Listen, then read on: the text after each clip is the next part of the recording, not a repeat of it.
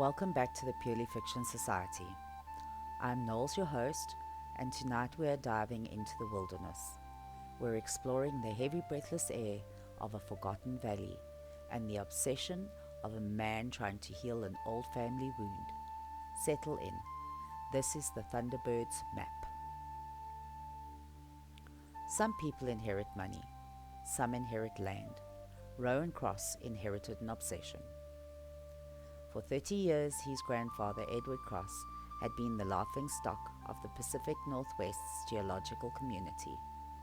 Edward had gone into the Cascade Mountains, a respected surveyor, and returned weeks later, half frozen and babbling about a hidden paradise, a valley untouched by time. Edward died broken, and branded a lunatic. But Rowan never stopped believing him. Now sitting in the cab of his battered pickup truck, Rowan held the proof. It weighed exactly 3 pounds and was made of dark, smooth river stone with a deep carving, the Thunderbird stone. His grandfather had spent his final years hunting for this specific artifact, claiming it was the stolen key to the valley. Rowan had tracked it for a decade, finally rescuing it from a dusty crate in a foreclosed estate sale. Rowan traced the etched wing of the Thunderbird with his thumb. The lines were deep, deliberate and smooth. To anyone else, it was very old, indigenous art. But Rowan had his grandfather's old journals open on the passenger seat. He knew the truth. It wasn't art. It was a map. Rowan flicked off the truck's dome light, plunging the cab into darkness. He struck a match and lit a small brass lantern, holding the stone directly in front of the flame. His heart hammered in his ribs. He tilted the stone, aligning the bird's beak with the lantern's wick. The light cast through the carved grooves of the stone, throwing a sharp silhouette onto the truck's fabric ceiling. It wasn't just a shadow. The light bending through the ancient cuts created a perfect high-contrast hidden map. Rowan gasped. The shadows matched the jagged, unforgiving ridges of the Olympic Peninsula perfectly. The map pointed to a narrow vertical gorge, a place that regular maps missed completely. His grandfather wasn't crazy. The valley was real, and Rowan was going to prove it to the world. 3 days later, Rowan was 4,000 feet up the mountain. The rain was relentless, turning the steep slopes into a slick, muddy obstacle course. Unlike a wealthy collector, Rowan couldn't afford a guide. He only had his boots, his pack, and his grandfather's memory pushing him forward. The wind howled, biting at his face. He stood at the edge of a sheer cliff, looking down into the black abyss of the gorge. Modern trail maps told him to turn back. The warning signs screamed that this was a death trap. Rowan pulled the Thunderbird stone from his jacket. He gripped it tightly, letting the cold rock anchor his shaking hands. "I'm doing this for you, Granddad," he whispered into the storm. He stepped over the rusted chain-link barrier and began his descent. The next hour was pure survival.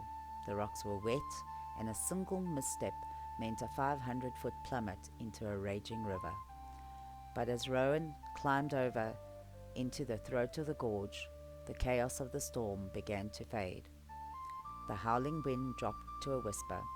The heavy rain dissolved into a calm, drifting mist. The air grew strangely warm, smelling of ancient cedar and rich, damp soil. It was as if the mountain itself was protecting whatever lay at the bottom. Rowan stumbled through a dense curtain of hanging moss and broke out into a wide, lush plateau. He froze. The breath left his lungs in a sudden, sharp gasp.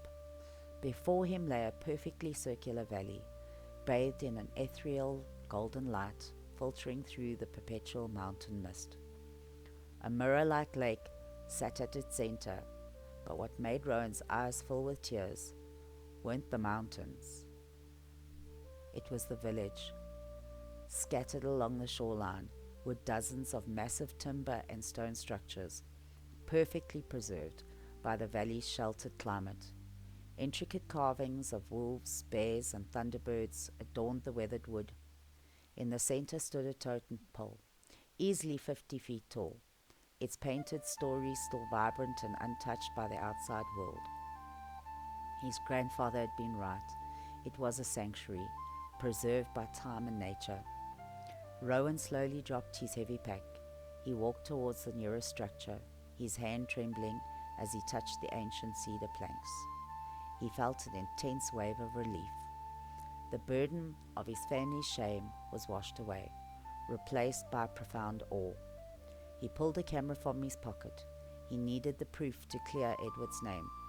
But as he looked through the viewfinder at the pristine sacred valley, a heavy realization settled over him. If he showed this to the world would destroy it.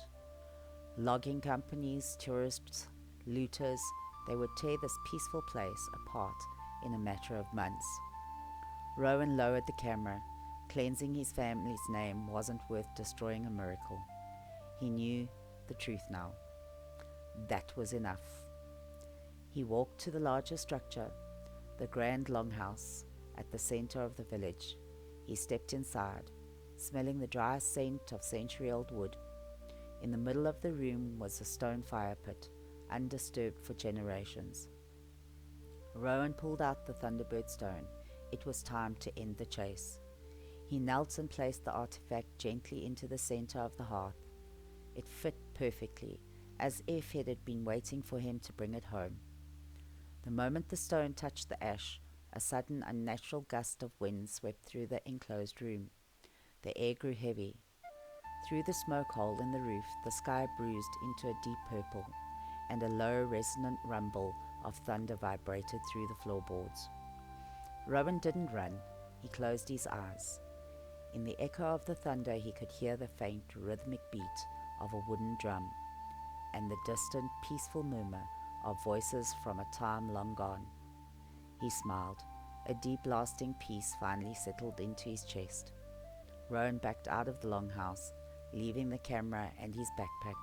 He would climb back up the mountain alone, carrying no physical proof, but holding a secret that would keep him warm for the rest of his days. As he turned to leave, the thunder faded into the mist, guarding the valley of the whispering pines once more. And that is the story of Rowan Cross, a man who went up a mountain to fix the past and found a treasure worth protecting.